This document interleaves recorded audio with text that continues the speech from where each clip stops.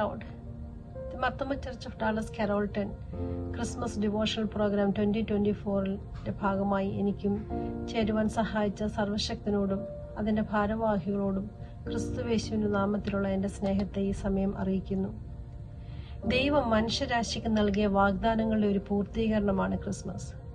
യഹോവേ ഞങ്ങളെ രക്ഷിക്കണമേ എന്ന് ഒരു ജനതയുടെ വളരെ നാളത്തെ കാത്തിരിപ്പിന്റെയും പ്രാർത്ഥനയുടെയും ഫലമായാണ് ദൈവം തന്റെ സ്വപുത്രനെ മാനവരാശിയുടെ പാപം ചുമക്കുവാൻ വേണ്ടി ലോകത്തിലേക്ക് അയച്ചത്. ഇന്ന് സോഷ്യൽ മീഡിയയിലൊക്കെ ചില ചെറു നന്മകളുടെ ക്ലിപ്സൊക്കെ ആരെങ്കിലുമൊക്കെ പോസ്റ്റ് ചെയ്ത് നാം കാണാറുണ്ട്. ചിലപ്പോൾ അതൊരു അന്ധനെ റോഡ് ക്രോസ് ചെയ്യാൻ സഹായിക്കുന്നതായിരിക്കാം, വിശന്നിരിക്കുന്നവർക്ക് ആഹാരം കൊടുക്കുന്നതായിരിക്കാം, അല്ലെങ്കിൽ മുഷിഞ്ഞ വസ്ത്രമുള്ളവർക്ക് നല്ല വസ്ത്രങ്ങൾ കൊടുക്കുന്നതായിരിക്കാം. അത് എന്ത് തന്നെ ആയാലും ഇതൊക്കെ കാണുമ്പോൾ നമ്മുടെ ഹൃദയത്തിൽ സന്തോഷം എന്നൊരു ഫീലിംഗ് ഉണ്ടാകാറുണ്ട്. ഇങ്ങനെ നമ്മുടെ പണവും സമയവും കഴിവുമൊക്കെ അവരിന് വേണ്ടി ചിലവാക്കുമ്പോഴാണ് നമ്മുടെ മറ്റുള്ളവരിൽ നിന്നും നാം വ്യത്യസ്തരാകുന്നതും നമ്മിൽ പ്രകാശിക്കുന്ന ഒരു തിരിയുണ്ടെന്ന് മറ്റുള്ളവർ മനസ്സിലാക്കുന്നതും. ഇന്ന് ആഘോഷങ്ങളുടെയും ആഡംബരങ്ങളുടെയൊക്കെ അത്യുന്നതയിലാണ് നാം ജീവിക്കുന്നത്. പലപ്പോഴും ബാഹ്യമായ ആഘോഷങ്ങളൊന്നും നമുക്ക് മനസ്സിൽ വലിയ സന്തോഷം തരണമെന്നില്ല. ഈ ദിവസങ്ങളിലൊക്കെ നാം family get together, friends get together, carolling, gift exchanging, ഇങ്ങനെ പല കാര്യങ്ങളിലും തിരക്കുള്ളവരാണ്. ഒരു ഫെലോഷിപ്പ് എന്നതിലുപരി എന്താണ് ഇതിൽ നിന്ന് നമുക്ക് ലഭിക്കുന്നത്? ഇതൊക്കെ നടക്കുമ്പോഴും നമ്മളുള്ള ക്രിസ്തുവിനെ നാം അന്യോന്യം പങ്കിടാറുണ്ടോ എന്നുകൂടി നാം ചിന്തിക്കേണ്ടിയിരിക്കുന്നു. 2000 വർഷങ്ങൾക്ക് മുൻപ് ക്രിസ്തു ബേത്ലഹേമിലെ കാലിൽ തൊഴുത്തിൽ ജനിച്ചുവെന്ന് നാം എല്ലാവരും വിശ്വസിക്കുന്നു. പക്ഷേ ഈ ക്രിസ്മസ് കാലങ്ങളിൽ ക്രിസ്തു നമ്മിൽ ജനിക്കുമെന്ന് നാം വിശ്വസിക്കുന്നുണ്ടോ? എന്റെയും നിങ്ങളുടെ ഭവനത്തിൽ ക്രിസ്തു ജനിക്കുമോ? അങ്ങനെയെങ്കിൽ ഇത്ര നാളും നമ്മൾ ജനിച്ച ക്രിസ്തു എവിടെ? അങ്ങനെ ജനിച്ചിട്ടുണ്ടെങ്കിൽ ആ ജനിച്ച ക്രിസ്തുവിനെ നമ്മിലൂടെ മറ്റുള്ളവർ കാണാൻ സാധിക്കുന്നുണ്ടോ? പണ്ടൊക്കെ ക്രിസ്മസ് കാലങ്ങളിൽ ഒരു സ്റ്റാർ നമ്മുടെ വീടിന്റെയൊക്കെ മുൻപിൽ ഇടാറുണ്ട്. അത് കാണുമ്പോൾ മറ്റുള്ളവർക്കറിയാം അതൊരു ക്രിസ്ത്യാനിയുടെ ഭവനമാണ്, അവിടെ ക്രിസ്തുവിനെ അറിയുന്നവർ ഉണ്ടെന്ന്. ബേത്ലഹേമിന്റെ കാലിത്തൊഴുത്തിന്റെ മുകളിലും മറ്റു നക്ഷത്രങ്ങളിൽ നിന്നൊക്കെ വ്യത്യസ്തമായി ഒരു നക്ഷത്രം മാത്രം ജ്വലിച്ചു പ്രകാശിച്ചു നിന്നിരുന്നു. കാരണം അവിടെ ക്രിസ്തു ഉണ്ടായിരുന്നു. ഈ കാലഘട്ടങ്ങളിൽ നാം ക്രിസ്മസ് ഡെക്കറേഷനിലൊക്കെ വളരെ പ്രാധാന്യം കൊടുക്കാറുണ്ട്. Jesus is the reason for the season എന്നാണ് നാം പറയാറുള്ളത്. പക്ഷേ അവിടെ ക്രിസ്തു ഉണ്ടോ എന്ന് നാം സംശയിക്കേണ്ടിയിരിക്കുന്നു.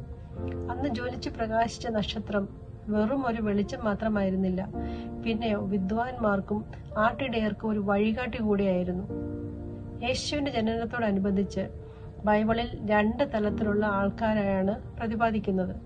ഒന്നാമത്തേത് ഒന്നും അറിയാത്ത ആട്ടിടയന്മാർ, രണ്ടാമത്തെ കൂട്ടരോ എല്ലാം അറിയുന്ന വിദ്വാൻമാർ. പക്ഷേ ഈ 2 കൂട്ടരുടെയും യാത്ര ഒരേ ഒരു നക്ഷത്രത്തെ കണ്ടുകൊണ്ടായിരുന്നു. ആ നക്ഷത്രം അവരുടെ യാത്ര കൊണ്ടുചെന്ന് അവസാനിപ്പിച്ചത് യേശു കുഞ്ഞ് കിടന്ന സ്ഥലത്താണ്.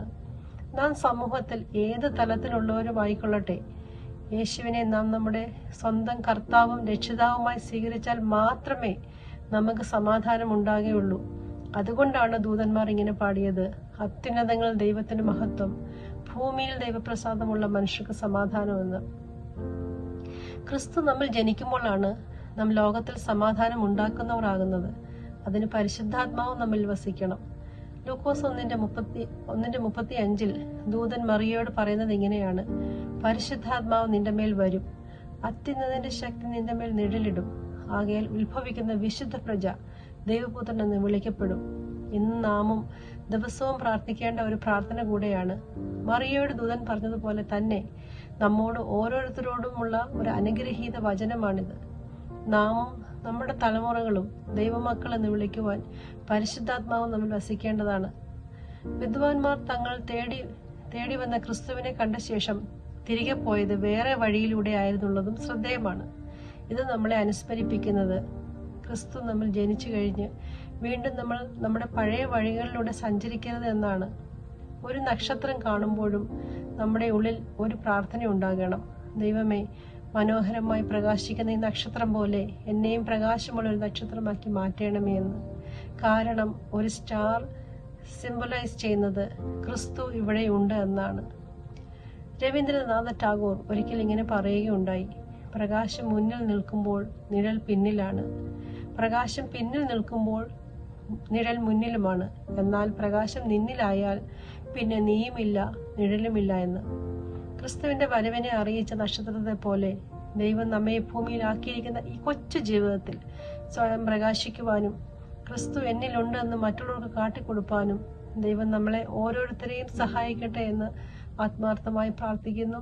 എല്ലാവർക്കും എൻ്റെ ക്രിസ്മസ് ആശംസകൾ നേരുന്നു. Thank you.